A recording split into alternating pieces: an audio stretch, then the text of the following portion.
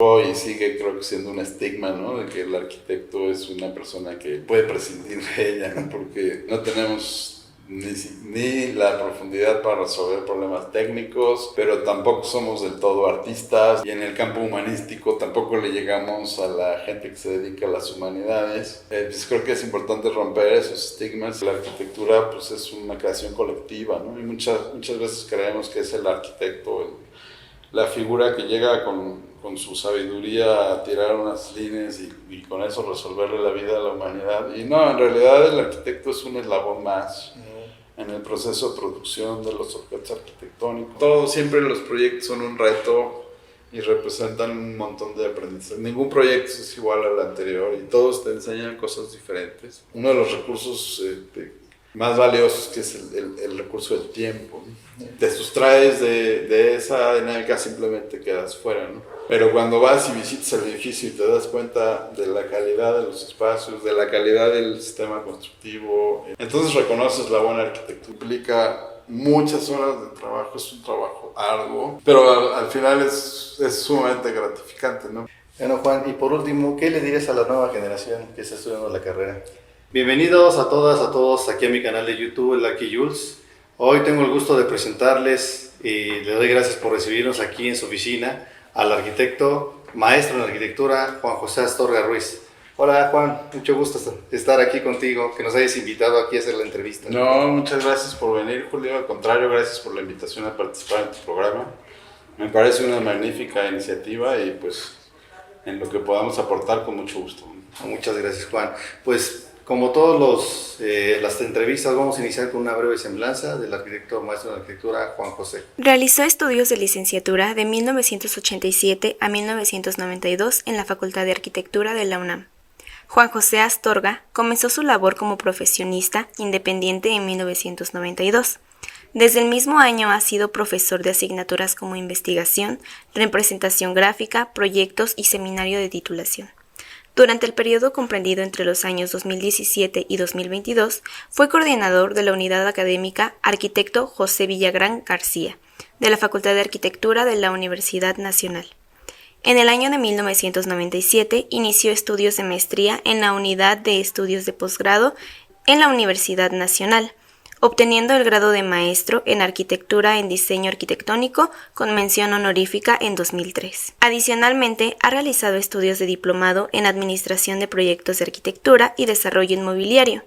De 2009 a 2013 se desempeñó como coordinador de vinculación y proyectos especiales en la Facultad de Arquitectura, realizando durante su gestión un total de 115 convenios en las distintas especialidades de arquitectura, urbanismo y arquitectura de paisaje. Desde 1992 a la fecha, desarrolla práctica profesional independiente enfocada en diseño arquitectónico, en proyectos del sector de salud, de trabajo y educación para instituciones como Pemex, Colegio de México y el IMSS, entre otros. Ha recibido medalla de plata en la 17 edición de la Bienal de Arquitectura Mexicana, con el proyecto del Centro Nacional de Investigación y Atención a Pacientes Quemados para el Instituto Nacional de Rehabilitación. Ha sido jurado en concursos para la Escuela Digital de Arquitectura y el Colegio de Arquitectos de la Ciudad de México.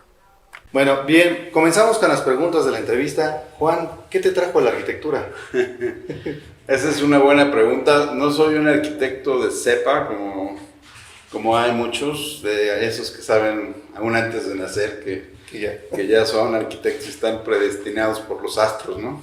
Sí. Yo debo confesar aquí entre nos que me metí a arquitectura un poco para comprobar que no era lo mío y después seguir en artes plásticas, y pues me encontré con la sorpresa de que me gustó la carrera, ¿no? Y conforme fue avanzando mi transcurso ahí en la facultad, pues me fui involucrando y pues hasta la fecha aquí estoy, ¿no?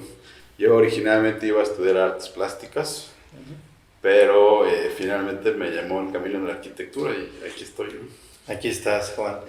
Y también cursaste la maestría en arquitectura. Sí, tuve la oportunidad de hacer la maestría en diseño arquitectónico en el posgrado de la Facultad de Arquitectura. Ahí estuvimos haciendo ese programa alrededor de 3 años y pues esa fue una parte importante también en mi formación. ¿Quiénes fueron tus maestros? Pues mira, así hablando en estricto sentido, me gustaría hacer una breve referencia de mi formación, además de las personas específicas que tuve suerte de tener por maestros.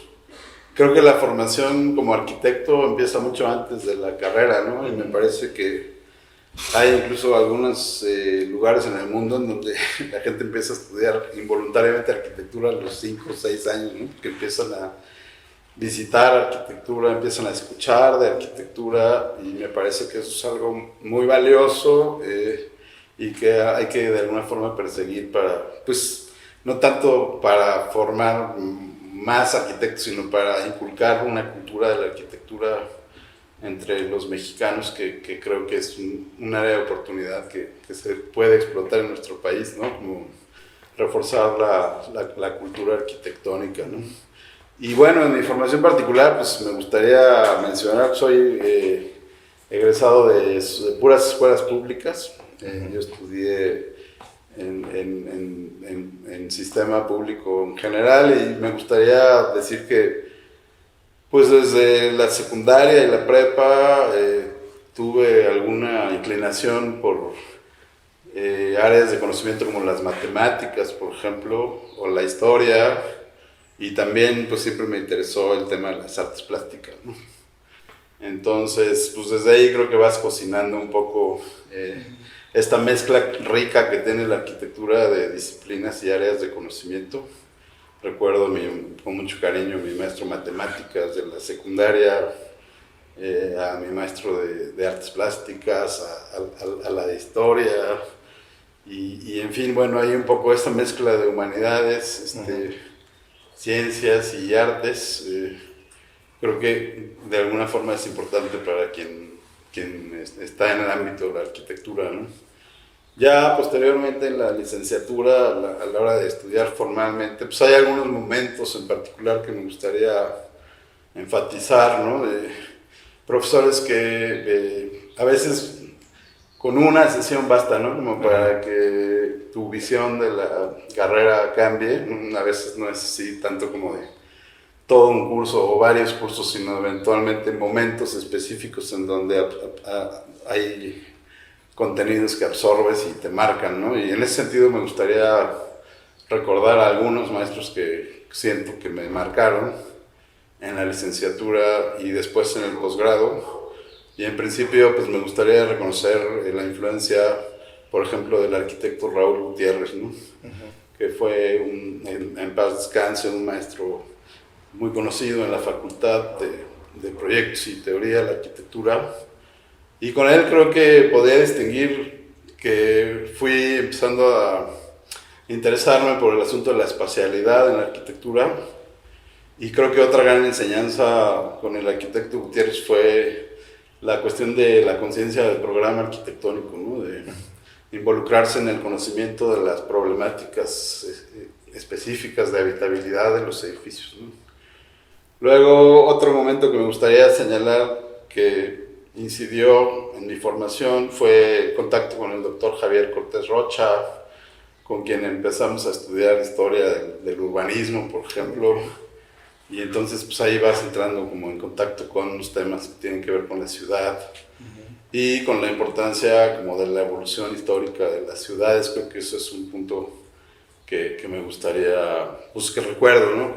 Como un hito a lo largo de la carrera. Hubo también un momento importante de conciencia sobre lo tecnológico, que creo que la puedo identificar ahí entre el doctor Mario de Jesús Carmona y también maestros como Fernando López Carmona, por ejemplo, con los que pues cobras conciencia, ¿no? De la importancia de la tecnología, de la estructura, de la construcción en arquitectura, ¿no?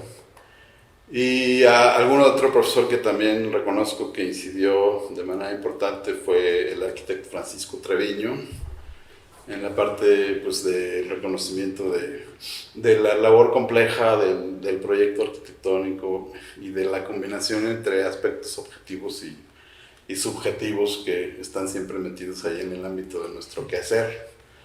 Y después pues me gustaría señalar en la maestría, que también sigue siendo un momento de formación, pues la influencia de profesores como el doctor Antonio Turati, también en paz descanse, que realmente fue digamos, un gran momento de aprendizaje para mí en términos de las cuestiones de la enseñanza, de la arquitectura, pero también sobre la conciencia de la importancia del rigor en el quehacer del arquitecto, ¿no? Que el arquitecto Turati era como muy hábil para transmitir esta necesidad de tomarse en serio la disciplina con toda la responsabilidad que implica el ejercicio profesional, más allá de las cuestiones artísticas y estéticas, como un compromiso de resolver cuestiones de problemas, de necesidades de las personas, ¿no? y de emprender el estudio sistemático de los requerimientos que debe satisfacer una obra, ¿no? En la maestría también creo que fue importante el contacto con el arquitecto Alberto González Pozo, que tenía como una gran habilidad para transmitir pues el entendimiento de la arquitectura desde un panorama muy amplio, ¿no? El urbanismo, la conservación del patrimonio y el diseño arquitectónico en sí. Y también muy particular relevancia fue para mí el contacto con profesores como Miguel Hierro, por ejemplo, o Héctor García Olvera, Isabel Briolo, con quienes llevé mi tesis de maestría en diseño, con quienes pues siento que acabé como de... No acabé, porque en realidad uno sigue aprendiendo toda la vida, ¿no? Incluso de las situaciones de la práctica con los alumnos, con la gente en general, ¿no? Pero en mi etapa, digamos, de formación así rigurosa académica, por ahí creo que podría yo citar las principales aportaciones que recibí, a quienes agradezco mucho. Sí, como hay profesores que nos marcan, ¿no? Marcan nuestro camino en esta parte de la carrera de arquitectura y ya en la profesión. Sí, totalmente, ¿no? Que te invitan a continuar, que te estimulan, ¿no? Que te hacen incluso reconocer que la arquitectura es algo diferente de lo que te imaginabas, ¿no? Y te abren nuevos panoramas, y pues te hacen como redoblar, pues así como hay algunos que parecería que te invitan a que dejes de hacerlo, hay otros que son resortes, ¿no? Te impulsan. Y estos que te comento creo que son los que identificaría, seguramente se me olvidan algunos, pero son los que ahora tengo más presentes, ¿no? Muy bien, Juan. Sí, y sí. Cuestión de compañeros tuyos que ahorita sigas conviviendo con ellos. Pues esa es una buena pregunta, porque la mía es una generación ahí extraña, previa a la revolución de la tecnología, de la información y las comunicaciones, porque uno lo puede ver, ¿no? Lo hemos visto nosotros, tú estás más joven que yo, pero creo que también te tocó el cambio, ¿no? Sí. En el asunto del desarrollo tecnológico de la comunicación. Y pues sí, puedes reconocer un antes y un después, ¿no? Y cuando nosotros estudiamos, no era ni siquiera conocido el uso, el empleo de programas como AutoCAD, por ejemplo. Claro. Y desde luego teníamos mucho menos contacto con el quehacer profesional en otras partes del mundo, ¿no? Y entonces eso nos generó una especie de, digamos, ambiente de aprendizaje que sustancialmente diferente del que encontramos hoy, que es mucho más abierto, que está mucho más expuesto a la información, con muchas más herramientas tecnológicas. Hay mucha gente que hoy día estudiaría arquitectura porque ya no tiene que dibujar con la mano, ¿no? Sí, se puede hacer todo con una computadora. Pero bueno, ese es un poco el momento en el que nos toca estudiar. Y pues recuerdo compañeros como muy habilidosos, todavía en aquel entonces en el manejo de la expresión gráfica, como Juan Vicente Fernández, por ejemplo, que por ahí ha de andar, hace mucho que no lo veo, como compañeros de generación como Gustavo Ayala, como Jorge Reynoso Pollens, que muchos de ellos como que se han ido a diferentes ámbitos, pero por ahí de repente nos encontramos. Y pues más o menos es esa la generación que me toca en términos de la brecha tecnológica. Justo a la mitad de la carrera creo que tomé por primera vez el programa de AutoCAD y empecé a hacer mis pininos, cuando nadie los hacía todavía, ¿no? Y ahí, a partir de ahí empezó a moverse esto aceleradamente y a convertirse en otra cosa, ¿no? Interesante que nos haya tocado ver el antes y el después, y también un poco sufridor, ¿no? Porque Sí. ahora las nuevas generaciones lo asumen con mucha naturalidad, pero a nosotros nos costó, y creo que nos sigue costando un poco, a mí por lo menos en lo personal, nos sigue costando de repente un poco el rollo de la tecnología, pero pues hay que entrarle, ¿no? Sí, no fue fácil. Yo también recuerdo el cambio ese de ahora ya no van a dibujar a regla y escuadra, van a dibujar el AutoCAD. Sí. Ya decía en una de las entrevistas con Carmen Huesca, se me hacía imposible. ¿Cómo es posible vamos a dibujar?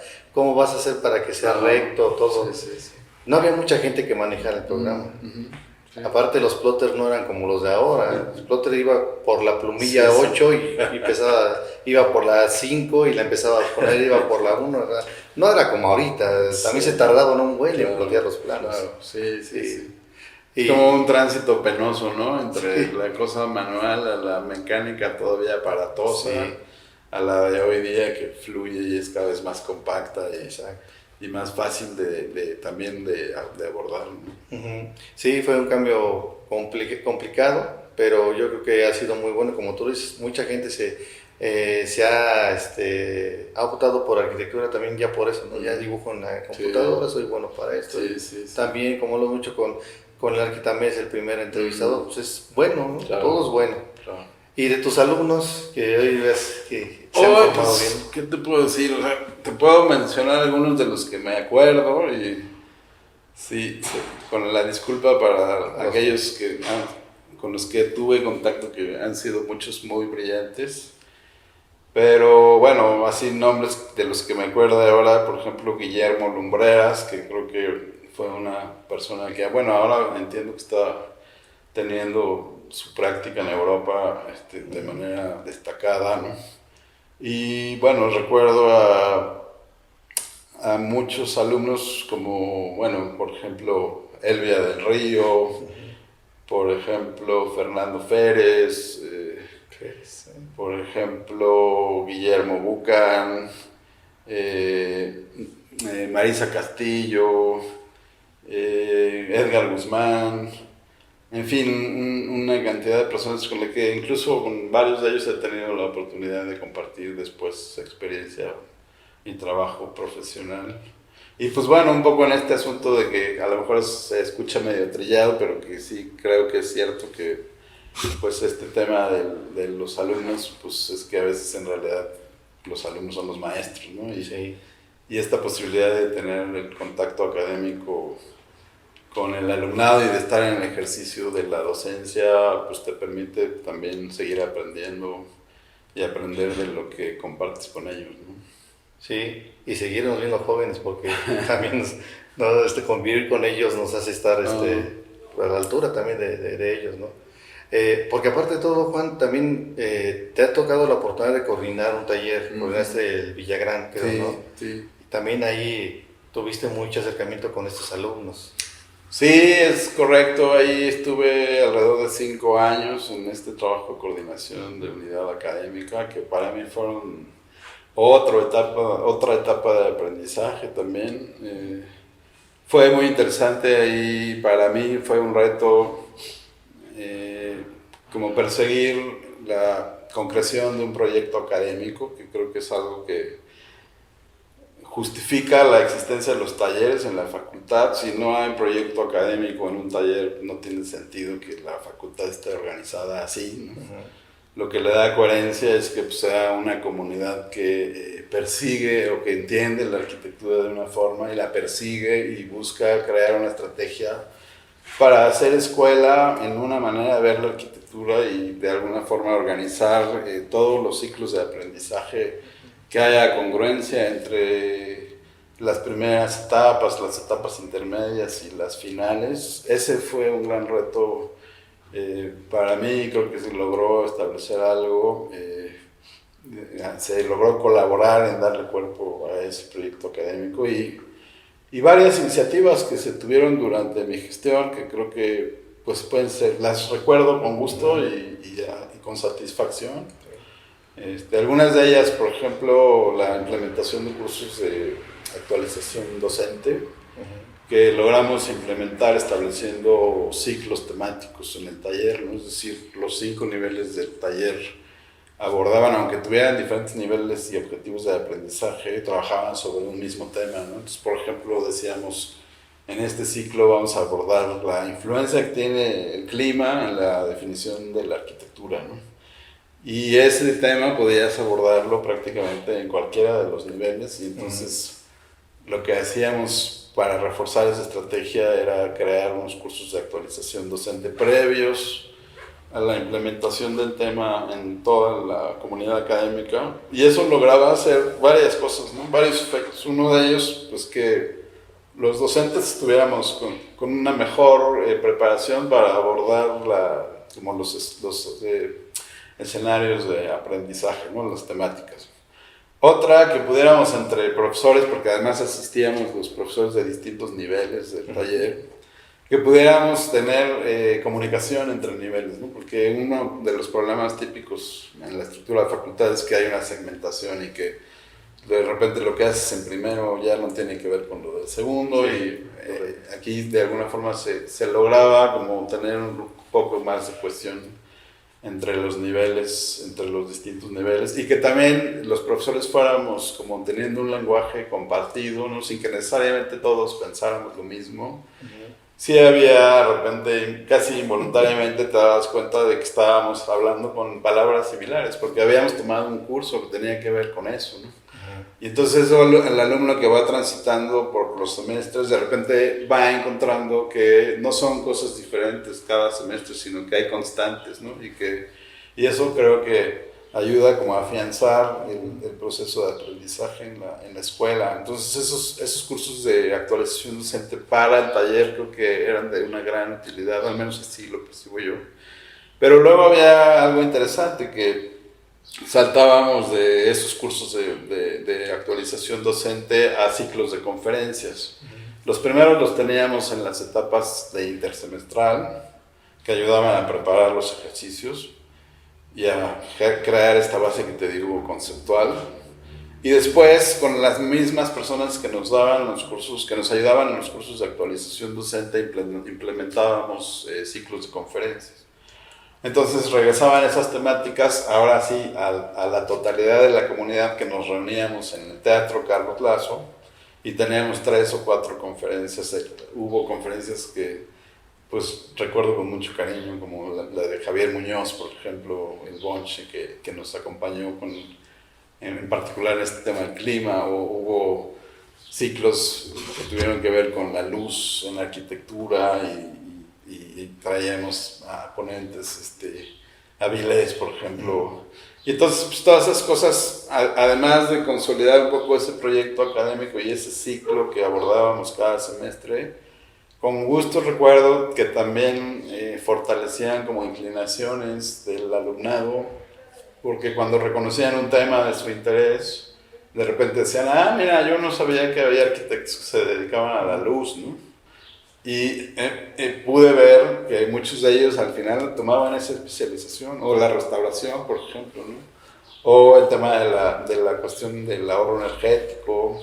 Entonces eso también ayudaba un poco a fomentar como líneas de interés profesional que pues formaban parte de ese proyecto integral del taller, ¿no? Y había otras estrategias, como por ejemplo, que yo siempre lo extrañé como alumno, ¿no? Que por más que te esforzabas, de repente no había un reconocimiento al esfuerzo que hacías, y entonces se implementaban como premios, ¿no? Al desempeño académico, donde al final de cada semestre, más bien al principio del siguiente, se daba la constancia de los premios a los mejores desempeños por nivel, y entonces eso creo que creaba una efervescencia en la comunidad así como que sientes que el esfuerzo que estás haciendo, alguien más lo está viendo, ¿no? Está bien que tú mismo seas como el beneficiario de tu propio esfuerzo, pero creo que también es importante que se visibilice y que se reconozca, ¿no?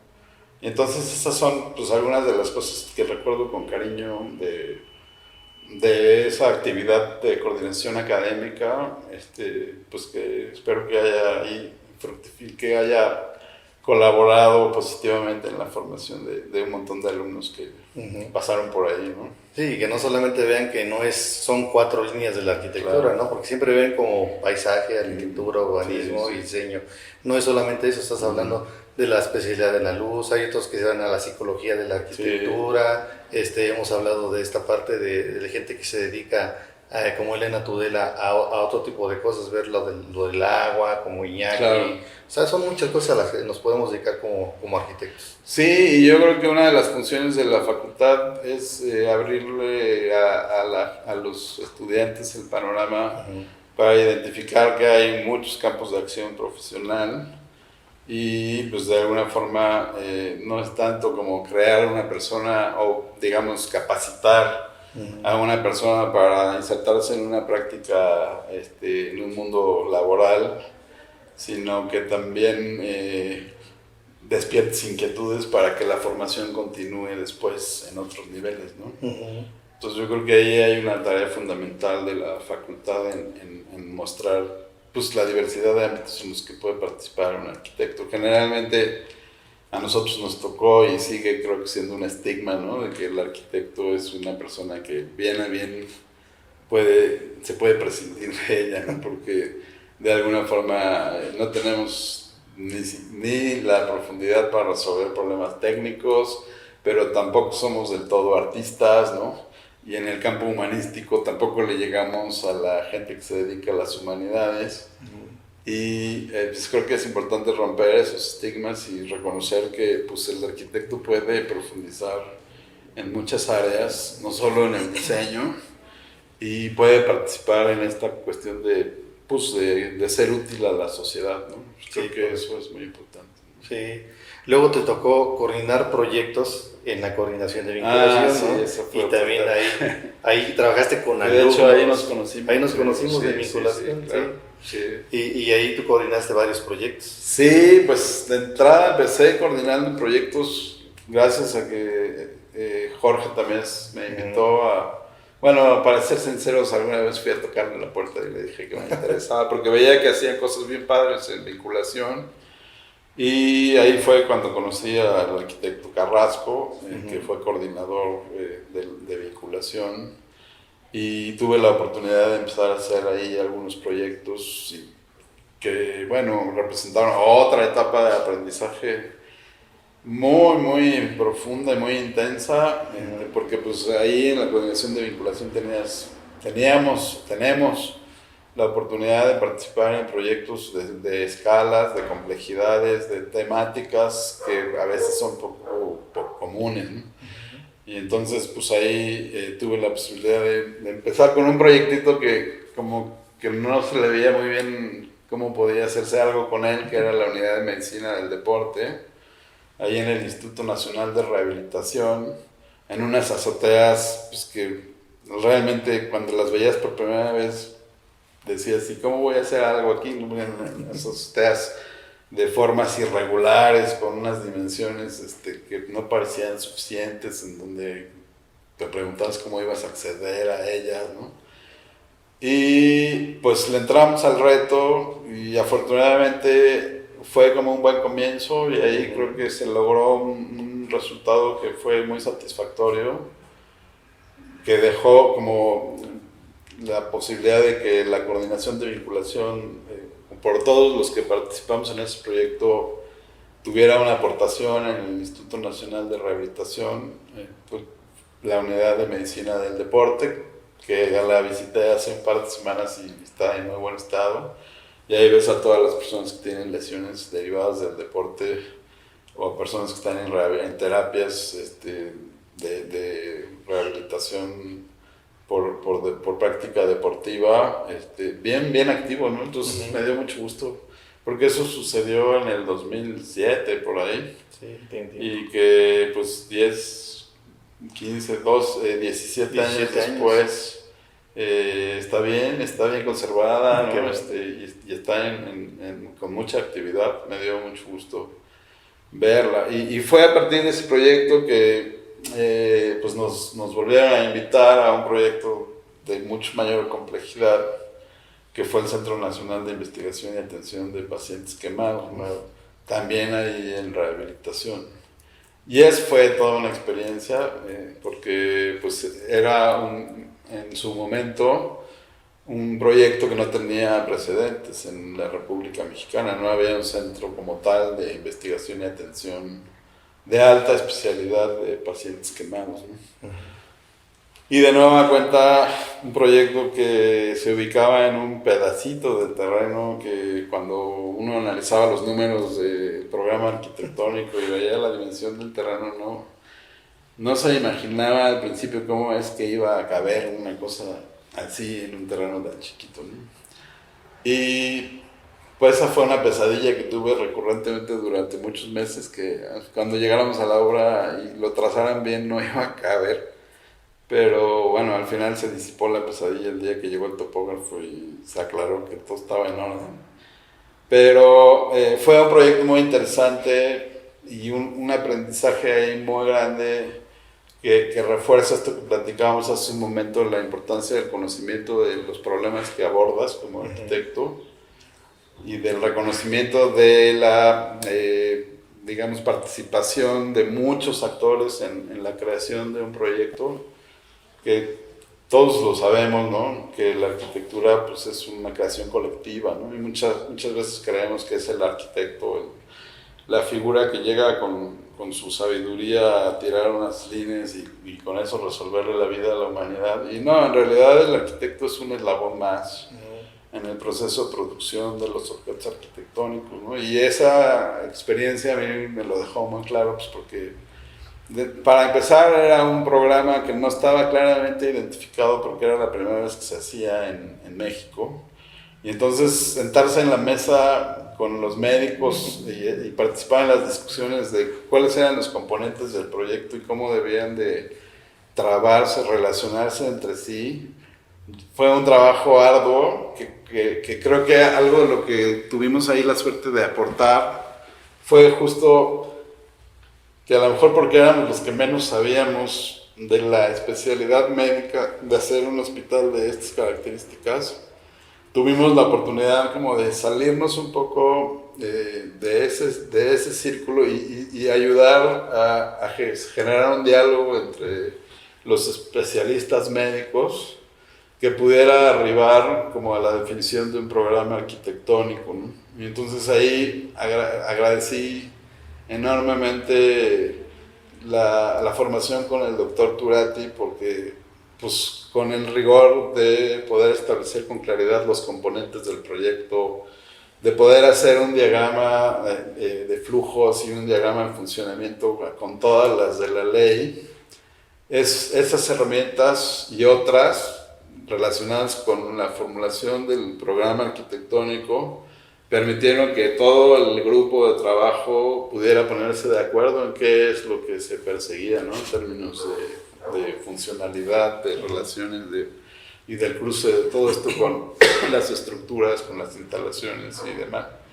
Entonces esa fue una experiencia que realmente fue muy valiosa y que creo que, bueno, ahora que mencionas lo de vinculación, creo que la coordinación de vinculación es un sitio importantísimo en la Facultad de Arquitectura para consolidar la formación académica de los estudiantes, y muchos me lo han comentado, ¿no? Que su formación en la carrera no la consideran igual si no hubieran pasado por la coordinación de vinculación, en donde en realidad se ven inmersos en problemáticas reales, enfrentados a limitaciones de tiempo, a limitaciones de presupuesto, ¿no? A la necesidad de entender bien los problemas con los que se están enfrentando, más allá de la burbuja que de repente se vuelve cómoda en la licenciatura, ¿no? De que pues manipulas el programa, manipulas todo para estar confortable haciendo tu trabajo creativo de arquitecto, sin enfrentarte como a los riesgos que implica el hacer, pues que realmente tiene consecuencias en un edificio, ¿no? Sí. Entonces yo creo que ahí me parece que sí me gustaría remarcar, ¿no? El gran valor que tiene la coordinación de vinculación en ese sentido. Posteriormente tuve la suerte de que me encargaran la coordinación de vinculación cuando Honorato Carrasco fue a la Secretaría General de la facultad. Y pues bueno, ya fue como colaborar desde otro sitio, ahora coordinando equipos que enfrentaban todos esos estudios y proyectos maravillosos, complejos, retadores.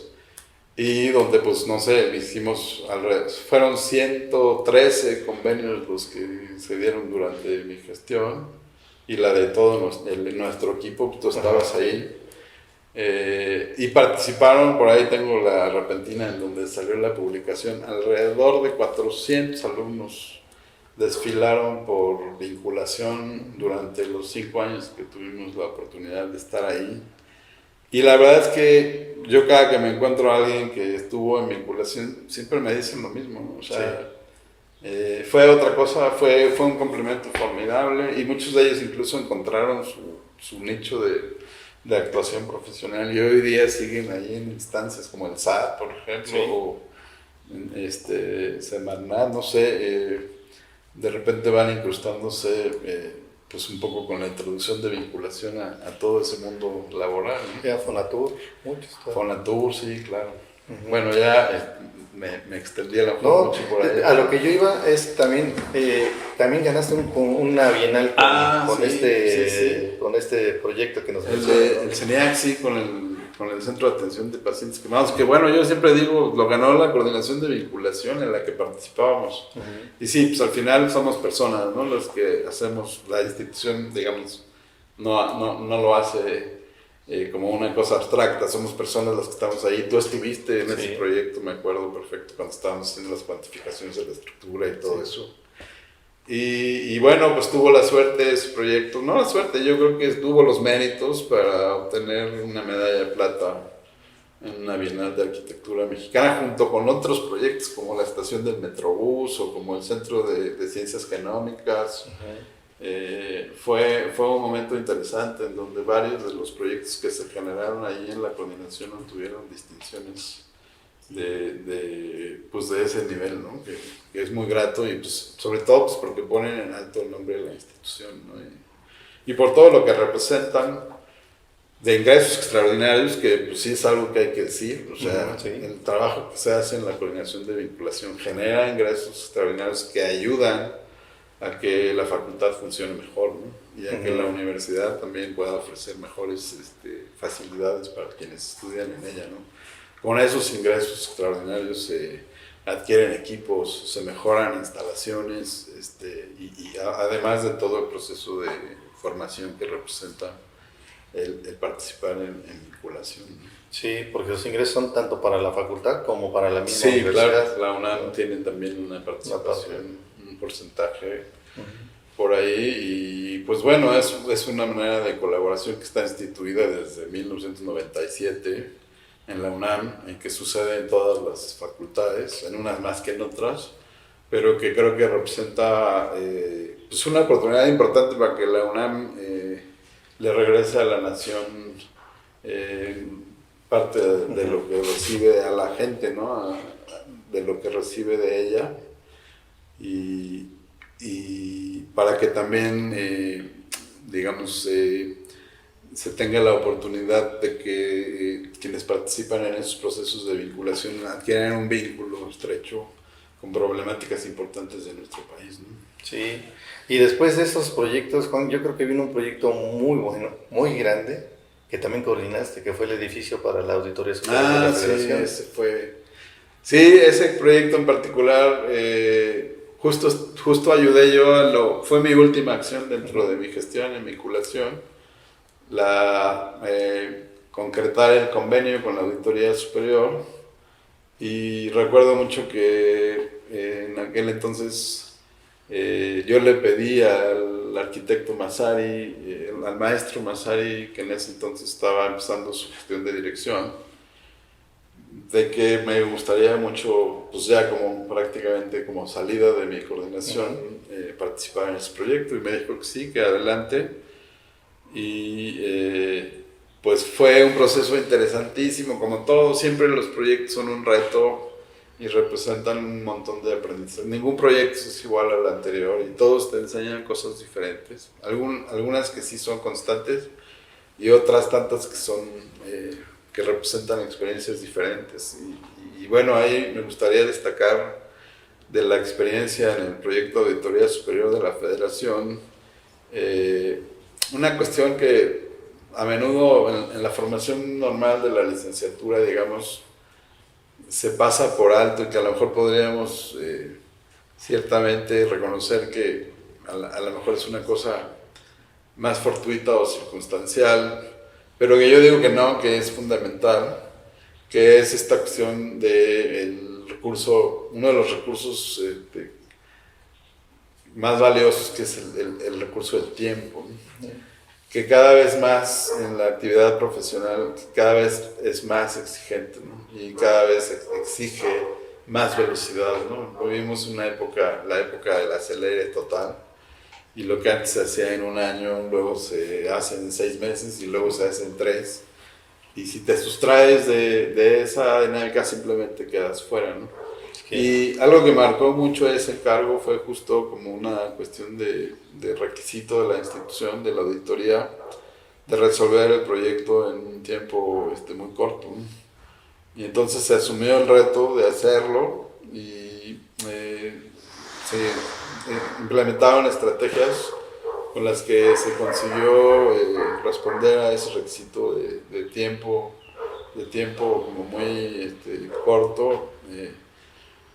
Pero también es un proyecto en el que siento yo que hubo una buena aportación en términos de, bueno, en principio, la manera en la que están resueltos los espacios de la auditoría hoy día, pues cuando uno visita se siguen viendo bien, son espacios que a mi gusto siguen siendo gratos, tienen una buena esencia de espacialidad, pero también tienen criterios de austeridad que desde el principio nos impusimos, ¿no? Porque siempre creímos que los proyectos que la coordinación hacía para el gobierno debían de caracterizarse por el manejo responsable de los recursos, ¿no? Entonces evitar el dispendio, evitar la forma arquitectónica que eventualmente encarece sin sentido los edificios, ¿no? Buscar la eficiencia. Y creo que en ese sentido es un edificio que cumple bastante bien, no tiene dispendios de área, no tiene dispendios de materiales. Se utilizan materiales muy sencillos, mármol, Santo Tomás, estructuras de acero, losas de concreto armado, cristal, maderas nacionales, y en fin, evitando a toda costa, pues como esta arquitectura que descansa demasiado en el sobrecosto, ¿no? Sí. Es algo en lo que no creo yo. Me parece que la arquitectura no debe la buena arquitectura no debe descansar solo en el capricho, no debe descansar más bien nunca ni en el capricho ni en el manejo irresponsable de los recursos, ¿no? Entonces esa parte creo que me parece que se defiende bien en el edificio. Y hay otras más que tienen que ver con medidas de cuidado y responsabilidad en el manejo medioambiental. Es un edificio que tiene una importante superficie de cubierta naturada. Yo creo que de las más grandes que hay en la Ciudad de México.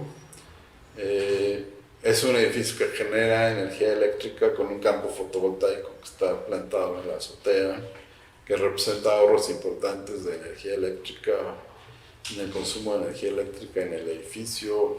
Hay sistemas de instalaciones que han, creo, resultado bastante eficientes a lo largo del tiempo, y criterios de arquitectura bioclimática en donde se ha buscado pues, privilegiar cuestiones de ventilación natural, de iluminación natural, Y bueno, siempre hay áreas de oportunidad. Creo que el edificio tiene por ahí algunos momentos críticos de cosas que a lo mejor no funcionaron a la perfección, pero están ahí planteadas y creo que sí representa al final en el balance un resultado positivo en términos de criterios medioambientales, ¿no? Y bueno, otra cosa que me gustaría destacar mucho de ese aprendizaje es como, bueno, creo que a lo largo de todos los proyectos en vinculación y de la práctica que uno tiene, puede reconocer como la importancia de la interacción entre diferentes disciplinas, ¿no? La interacción con las ingenierías, por ejemplo, con el paisaje, ¿no? Que obligan, ¿no?, a que pues tomes en cuenta en el momento de estar participando en el proyecto opiniones diferentes y muchas veces incluso contradictorias, ¿no? Y que busques encontrar el balance, ¿no?, entre todos los factores, ¿no? Y de repente creo que a lo largo de la historia uno ve edificios que en principio si los vieras representados en un plano arquitectónico o en una perspectiva no te parecerían tan espectaculares, pero que vas y los visitas 10, 20, 30 años después y ves que siguen siendo una referencia, ¿no? O sea, la obra de Kant, por ejemplo, tuve una fachada de un edificio de Kant dibujada en papel y si estuvieras en la escuela probablemente no la aprobarías, ¿no? Porque a lo mejor no llama demasiado la atención.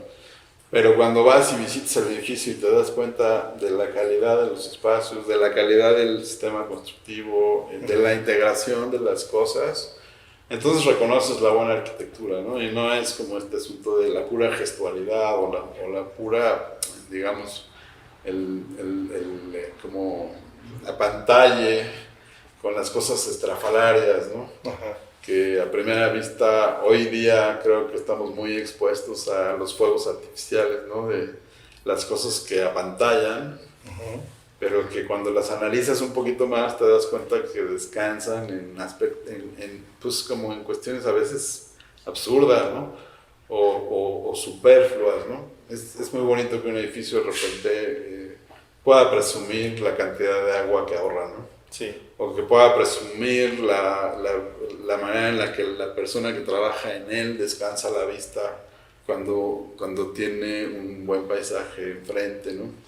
O la calidad espacial que te da una aportación estética que al final incide sobre tu salud, ¿no? O sea, como que creo que la arquitectura tiene que ganarse la vida con cosas que le resulten beneficiosas a la persona que las habita, ¿no? Sí. Y no solo como de autosatisfacción o de búsqueda de reconocimiento de los reflectores. Exactamente. Porque es un edificio que hay gente que vive ahí 10, 12 horas diarias. Claro. El auditor trabaja hasta las 12 de la noche, 1 de la mañana, ¿no? Claro. Y tiene que entregar esto.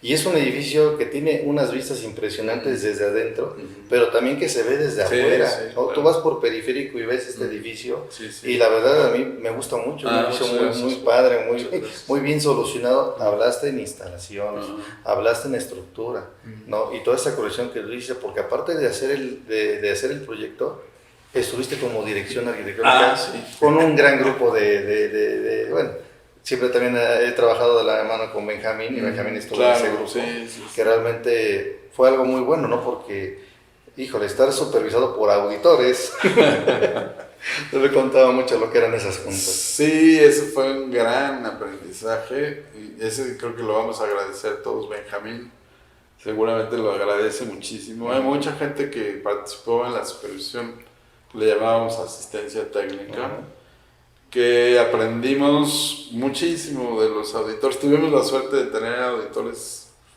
verdaderamente profesionales y muy exigentes, porque pues, ellos tenían la consigna de que su obra saliera limpia, ¿no?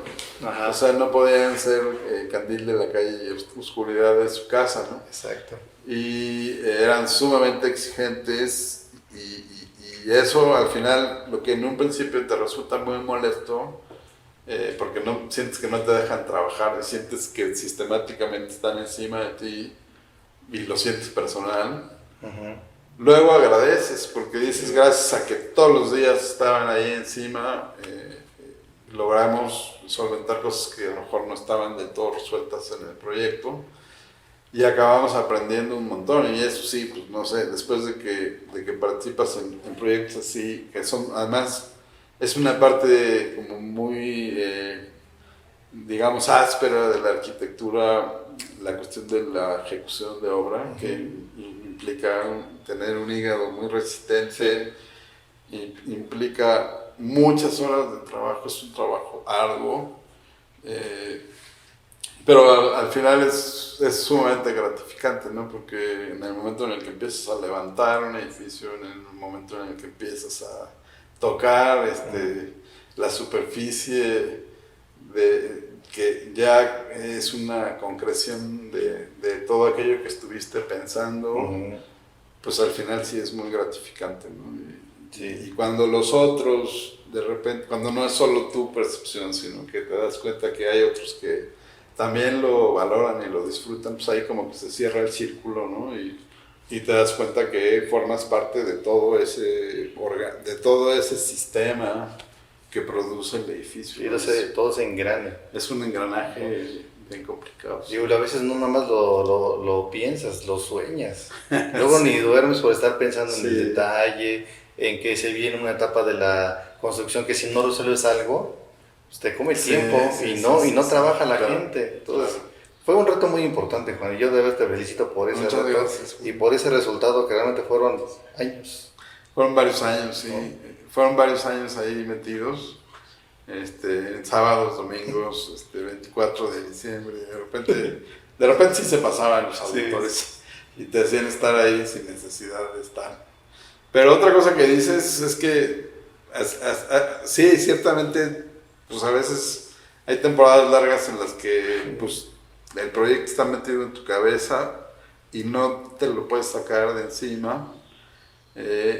Y ciertamente una de las cosas que yo siento más angustiantes del quehacer de los arquitectos, bueno, una es que creo que nunca se consigue el resultado perfecto, ¿no? Siempre la arquitectura es como una especie de barril sin fondo, y por más que pretendas o busques la perfección, pues siempre te quedarás lejos de ella. No está mal intentarlo, pero al final siempre va a haber asignaturas pendientes y algo que pues sí creo que a muchos nos pasa es que los errores que cometes como arquitectos ahí se van a quedar siempre, ¿no? Entonces siempre que pases por ahí dices, ching, ¿por qué no lo hice de otra forma? Y entonces eso, pues, a diferencia de los médicos, ¿no? Que dice el chiste que los médicos entierran sus errores y uno los tiene que estar viendo ahí todos los días. Pues eso sí puede, es importante también de repente pues dejar ir, ¿no? Y pues sí ya tener conciencia de que el siguiente va a ser mejor y de que el anterior, pues a pesar de que tiene sus detalles o sus cosas, pues algo aporta, ¿no? Y bueno, pues sí, insistir un poco en que es un trabajo colectivo en el que participamos un montón de personas, ¿no? Y eso son de los objetos más grandes que produce el ser humano, ¿no? Las obras de arquitectura, pues es difícil de imaginarse objetos más grandes que eso, ¿no? Sí. Y pues es un fenómeno interesante, ¿no? Y ahí vuelves a entrar como mentor de unas generaciones de alumnos que participaron ahí también. O sea, yo me sigo encontrando muchos alumnos, como dices, que te recuerdan con mucho cariño de lo de Juan, que estuve con él, el edificio que hicimos. Entonces realmente pues uno deja marcas también en los alumnos, así como nuestros maestros dejaron marcas en nosotros. Ahora a nosotros nos toca dejar marcas en estos alumnos, en estos chicos de esta generación. Sí, es verdad, y a veces a lo mejor no son marcas tan positivas pero bueno, uno lo intenta y también los alumnos dejan marcas en uno, ¿no? A veces tampoco muy gratas que digamos, ¿no? Pero sí hay una relación ahí dialéctica, ¿no? Entre el profesor y el alumno, que pues hay que, pues es como importante, ¿no? En la formación, esta convivencia entre unos y otros. Y bueno, ahora que lo mencionas, me gustaría señalar un aspecto que siempre he sentido que hace falta en la formación de arquitectos y que de alguna forma lo que se ve en vinculación es una especie digamos, de solución a esto que voy a decir, pero que creo que es un ingrediente que nos falta mucho en la escuela, que es que en esta dupla maestro-alumno, maestro-alumnos-alumnas, de repente creamos una situación de aprendizaje en la que hace falta un ente, ¿no? Que es ese que te está encargando el edificio o ese que está necesitando el espacio, que no se puede sustituir con una hipótesis de que el maestro hace las veces de cliente, ¿no? O el otro alumno hace como si fuera el cliente, ¿no? Correcto. Creo que no hay nada como pararse en la situación concreta, porque me parece que una de las principales cosas de las que adolecemos los arquitectos, y lo digo a mis cortos 57 años, que sigo cometiendo el mismo error de no poner suficiente atención en lo que la gente necesita, ¿no? A veces nos agarra un poco la soberbia, ¿no? Y pensamos que nosotros somos los que tenemos la razón y llegamos y tratamos de imponer soluciones que cuando la otra figura, esa otra persona, el médico, el dueño, el estudiante, te hace notar, tú de repente dices, no, pues tú no sabes, ¿no? El que sabe de esto soy yo. Y en realidad en la experiencia lo hemos visto, ¿no? El aprendizaje que puede uno tener con la persona que solicita la ayuda de un arquitecto puede ser enorme, ¿no? Sí. Me he encontrado con una infinidad de situaciones en donde acabo entendiendo que debo reconocer que el cliente o que la contraparte en algunas cosas sabe más que yo, ¿no? Y debo de reconocer para buscar que el resultado sea mejor, ¿no? Sí. Si estás trabajando con un médico que lleva 40 años de su vida operando, no le vas a enseñar qué se necesita en un quirófano, ¿no? Sí, ¿dónde va el bisturí? Sí. No, yo se lo pongo acá. Sí, no, bueno, hágame caso, ¿no? Porque, Sí.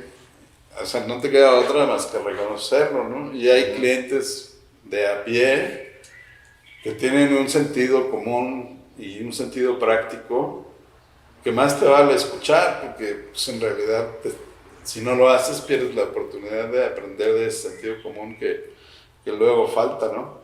O incluso muy importante, ¿no? Con los obreros, ¿no? Con la gente que participa en la obra, pues que son los que conocen la mejor solución para resolver un problema específico. Me acuerdo mucho de alguna anécdota que leí por ahí alguna vez de la manera en la que Kant se había imaginado cómo resolver sus bóvedas de concreto en el Kimball, y tenía todo un trabajo que decía que la cimbra debía de ser de tal forma y que el desmoldante y no sé qué. Y a la hora que llega con los obreros y les expone que así debe de cimbrarse la bóveda, pues los obreros le dicen, no, arquitecto, así no se puede, ¿no? O sea, simple y sencillamente eso no lo puedo hacer, ¿no? Y al final acaban dándole las pautas de pues, cómo conviene hacerlo. Y el cuate, pues por ahí no me acuerdo exactamente dónde lo leí, pero acaba reconociendo pues, que al final ese artesano tiene mucho que enseñarte, ¿no? Y tienes que pues, saber consultarle a la gente que sabe y dejar de montarte como en el tren de que tú eres el que todas las puedes. Sí. ¿no? Se aprende mucho de este tipo de gente. También yo tengo muchas anécdotas de gente que tú dices, bueno, así tienes que montar esta estructura. No es así. Te terminan enseñando claro, ellos, claro, porque sí, ellos son los especialistas, claro, ¿no? Claro. Entonces tienes toda la razón, Juan, en esto aprendemos de todo el mundo, Sí, ¿no? sí, de toda sí, la sí. gente que participa en esta encomienda. Y si te pierdes ese aprendizaje, la próxima vez que lo hagas vas a volver a cometer el mismo error. O incluso te estás perdiendo la oportunidad de que tu próximo proyecto sea mejor, porque ya Exactamente. como que aprovechaste ese aprendizaje. ¿no? Ahorita hablaste, Juan, has hablado de Louis Kahn. ¿Es uno de los arquitectos que más has admirado? Sí, yo creo que es difícil que alguien diga que Kahn no es importante. Creo que ha sido el referente para un montón de arquitectos. Teodoro González de León, por ejemplo, y un montón de gente que reconoce en su arquitectura este valor como del reconocimiento de lo constructivo, de la calidad espacial, de la calidad de la luz, ¿no? De la monumentalidad, el sentido de la monumentalidad, por ejemplo. Y pues siempre es como la sabiduría acumulada a lo largo de la historia, ¿no? Porque siempre hay como precedentes, ¿no? Y esta gente como él o como otros tantos maestros del movimiento moderno que hoy mucha gente denosta, pero que han sido como parte de esa escalera que ayuda a que la arquitectura vaya progresando, pues siempre se han apoyado en precedentes. Y hay muchos arquitectos que hoy día, montados en pleno siglo XXI, en plena transformación, revolución tecnológica, siguen aprendiendo del pasado, porque además el pasado es como un libro abierto, no es una enseñanza que, digamos, sea como una asignatura en la que cubres tus créditos y ya, ¿no? O sea, te sigue hablando, ¿no? Y conforme tú vayas, digamos, avanzando en el estadio evolutivo del conocimiento, en la medida en la que vas avanzando, también vas entendiendo de otra forma el pasado. Sí. Entonces creo que esas lecciones son como muy importantes y creo que las ves en el quehacer de cualquier arquitecto, ¿no? Sí. Ahora está muy de moda el rollo de que pues, la inteligencia artificial llegó para revolucionar la arquitectura y que es el antes y el después.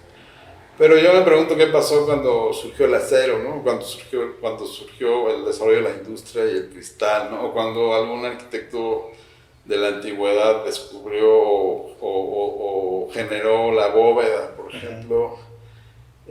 Pues seguramente en su momento, cuando estaba apareciendo la bóveda, pensaban que era de ahí en adelante, ¿no? Así como cuando el cristal y como que todo lo anterior entonces perdía importancia, pero luego acaban decantándose y acaba reconociéndose que son estadios, ¿no? Que hay que recoger lo mejor de cada uno de ellos, pues como en busca de esa arquitectura que responda a su condición actual, pero que también herede, ¿no? Todo el conocimiento de la tradición y de la historia que creo que es muy importante. Y bueno, así como hay esos maestros que creo que todos podemos reconocer como Kahn, pues también hay figuras importantes en la actualidad de las que pues desde luego se absorbe y se trata de aprender. Creo que uno de los lugares en donde, siguiendo con este asunto que de todo aprendes, creo que una de las fuentes de mayor aprendizaje, ya hemos mencionado varias, ¿no? Pero una de ellas creo que es el contacto directo con la arquitectura, ¿no? Sí.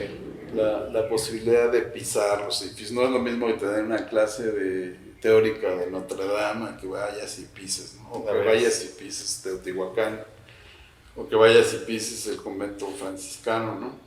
Entonces, en ese sentido, el contacto directo con la obra construida es como una de las cosas que mayor intensidad de aprendizaje te ofrecen, ¿no?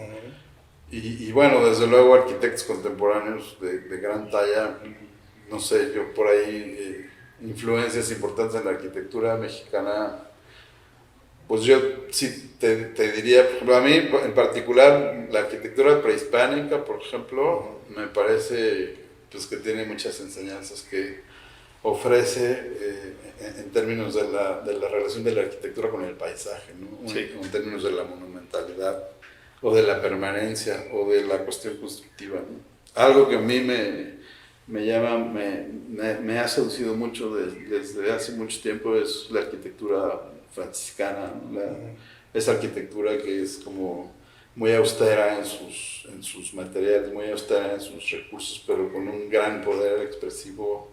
Es algo que en la arquitectura mexicana me conmueve y creo que seguirá dando lecciones permanentemente, ¿no? Y pues, no sé, arquitectos, ¿quién puede negar la importancia de Barragán en la arquitectura mexicana, ¿no? Y hay otras obras que a veces me gusta más ver como las obras emblemáticas que los arquitectos, porque creo que en este asunto de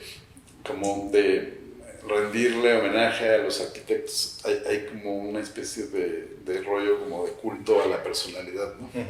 Cuando creo que a lo mejor me gusta más pensar en más que los maestros que te influyen, como las obras que te influyen, ¿no?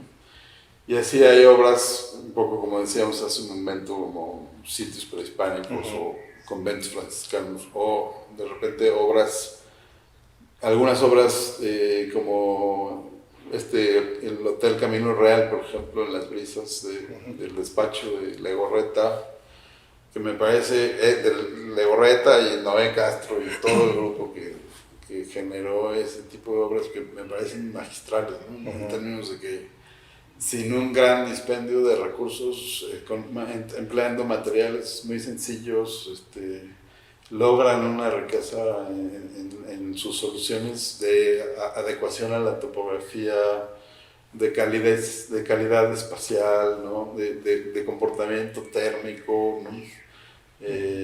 Entonces creo que este asunto de voltear a ver dicen a los árboles por sus frutos los reconocerán. Sí.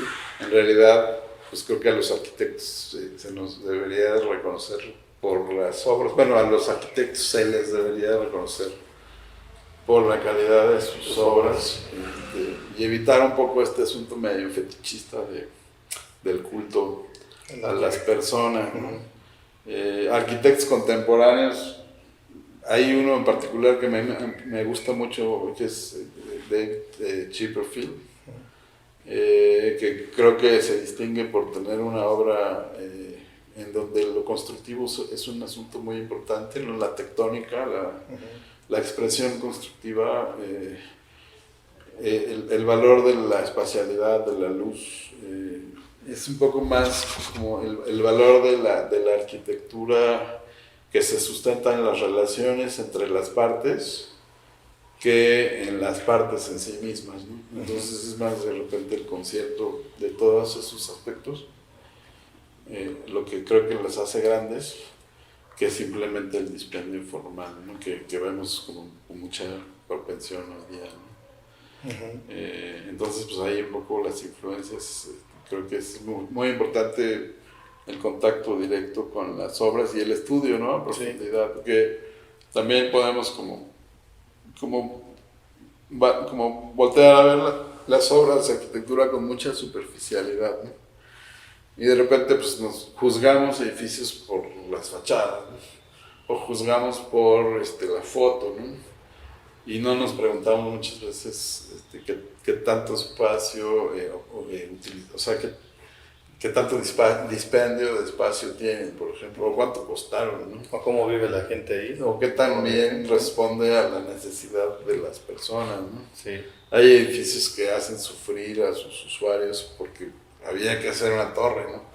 Entonces no importa que tengas que moverte 3 pisos todos los días para pasar una hoja de papel de uno a otro, ¿no? Y imprimirla. Sí, por la voluntad estética del edificio, ¿no? Sí. Entonces sí, creo que, bueno, también es difícil hacer de cada cosa que ves una valoración integral, ¿no? Sí. Pero bueno, yo digo, de entrada, cuando ves un edificio que te apantalla y te deslumbra, lo primero que tienes que hacer es dudar, porque a lo mejor algo no anda muy bien, o sea, a lo mejor algo anda ahí medio desequilibrado, ¿no? Es un poco una broma, pero creo que también es un poco así, ¿no? No dejarse apantallar fácilmente, ¿no? Sí. Bueno, Juan, y por último, ¿qué le dirías a la nueva generación que está estudiando la carrera? Híjole, pues esa es una pregunta. ¿Qué le diría a la nueva generación? ¿Qué consejos? Y en base a tu experiencia. Bueno, aquí hay algunos, ¿verdad? Sí, aquí hay algunos. Todos están son ayudando. alumnos de la facultad. Hay nomás 3, ¿no? 3. Ya. Híjole, siento así como que si tuviera que te van a hablar, golpear. me van a golpear, sí. Fíjate que es una buena pregunta. Quizás tendría que meditarla un poquito. Pues yo creo que una alerta importante ahora es y no nada más para alumnos en arquitectura, sino para todas las personas en general, es la cuestión de la manera en la que entendemos la tecnología. Creo que estamos en un momento crítico con el surgimiento que ya lleva algunos años de la inteligencia artificial y de todos los recursos tecnológicos, en donde corremos como el gran riesgo de volvernos como un componente más del sistema y de repente ya lo somos, ¿no? O sea, sin darnos cuenta, al usar nuestro teléfono celular, lo que estamos haciendo es alimentando una base de datos, ¿no? De alguien por allá que de alguna forma va a utilizar tu información, ¿no? Y entonces de repente uno cree que porque le puedes dar un dictado a un programa de inteligencia artificial y ese te da el texto, estás siendo más eficiente, ¿no? Cuando en realidad lo que está sucediendo es que estás perdiendo habilidades, ¿no? O sea, estás perdiendo memoria, estás perdiendo capacidad de orientación, ¿no? Estás perdiendo capacidad creativa, ¿no? Porque pues al final estás encontrando algo que te resuelve las cosas de una manera extremadamente sencilla, ¿no? Y entonces eso que crees, siento yo que es un riesgo, habrá que ver cómo va evolucionando a lo largo del tiempo. Eso que se observa como una gran oportunidad de hacer las cosas más rápido y más fácil, creo que uno de los grandes riesgos que representa es la disminución de las capacidades, ¿no? Entonces yo, si estuviera en sus zapatos o en sus tenis, me preocuparía un poco por cómo sacar el mayor provecho de toda esa tecnología, porque sin duda hay que entrarle, o sea, si no lo haces quedarás atropellado, pero habrá que encontrar el ángulo en el que eso te potencialice y no al revés. En eso no te vuelva su esclavo y no adormezca tus capacidades, ¿no? Sí, creo que lo que viene por delante exige gente con una capacidad de razonamiento más aguda, ¿no? Ahora ya probablemente no vas a consumir 8 horas en generar el render o el modelo que antes eso tardabas porque esa era la herramienta.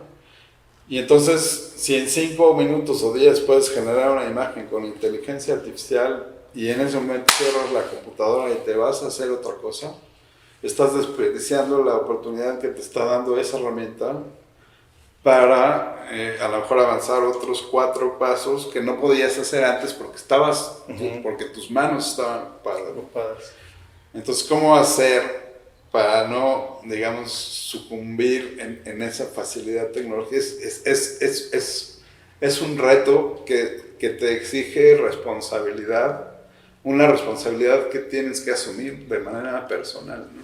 Sí. Porque el resultado te lo da rápido y entonces puedes desobligarte y entonces resulta contraproducente para ti, ¿no? Y entonces un poco ahí la recomendación sería todo lo que es, digamos, todo lo que es esencialmente humano, que no puede la tecnología por sí misma generar, creo que es lo que más tienes que buscar desarrollar, ¿no? O sea, porque es difícil, y todavía no sucede, y no sé si algún día sucede, y si sucede habrá que preocuparse, que una máquina autónomamente pueda tener un deseo, por ejemplo. Pero la máquina te va a hacer recombinaciones del 0 y el 1 en los problemas mecánicos que impliquen como una talacha mecánica de recombinación, pero no desean, ¿no? Pero eventualmente no se formulan intenciones, ¿no? O sea, una computadora no dice quiero un helado de chocolate, ¿no? O quiero que un edificio genere energía con sus fachadas, por ejemplo. De sí, por sí misma, no lo va a hacer. Necesita que alguien lo diga, ¿no? Y que alguien tenga la capacidad de imaginarlo, ¿no? Sí, correcto. Entonces creo que pues ahí me parece que ese es uno de los grandes retos, y entonces parecería como contradictorio, ¿no? Porque en la era como del avance tecnológico así a galope, parecería que lo que más hay que estudiar es tecnología, ¿no? Y yo digo, sí, pues sí, inevitablemente, pero creo que en contraposición, lo que también te puede estar exigiendo más esta era son más humanidades, ¿no? Sí.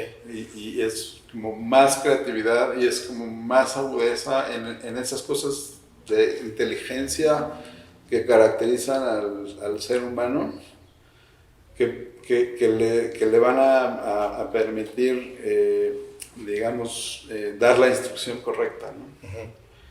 Y no volverse un esclavo más de toda esa facilidad tecnológica. Yo creo que por ahí hay Por un ahí, tema, sí, ¿no? Sí. sí, sí. Sí, que tú la aproveches, no que te aprovechen a ti. Sí, sí, Hay pues sí, pues que ver. es doblemente exigente, pero bueno, los temas, por ejemplo, de creatividad, el impulso de la creatividad, creo que es algo que habría que perseguir. Sí. Y la capacidad de formular preguntas, por ejemplo, ¿no?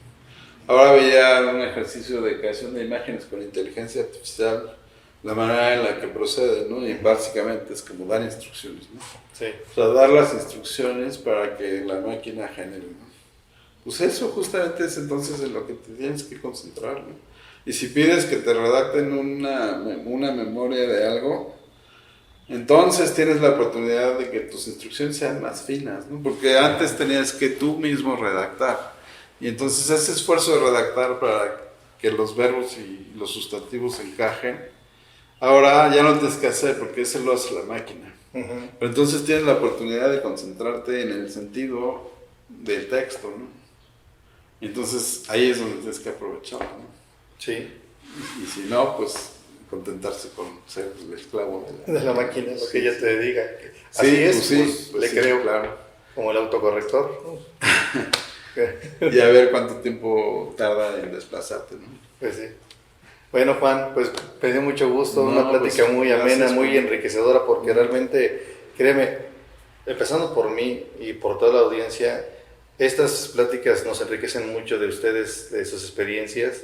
Hay muchas cosas que no conocíamos de ustedes y con estas pláticas nos enteramos realmente de cómo concibieron, de cómo se dedicaron a la arquitectura y mucho de eso nos enseña a nosotros, Juan, y te agradezco mucho. Muchas gracias, Julio. Espero que no haya sido muy aburrida Ah, Juan, y que lo que esté aburrido se lo cortes en la edición. Juan, muchas Sí, gracias. encantado. Pues no nos queda más que invitarlos a que se suscriban, a tener estas entrevistas.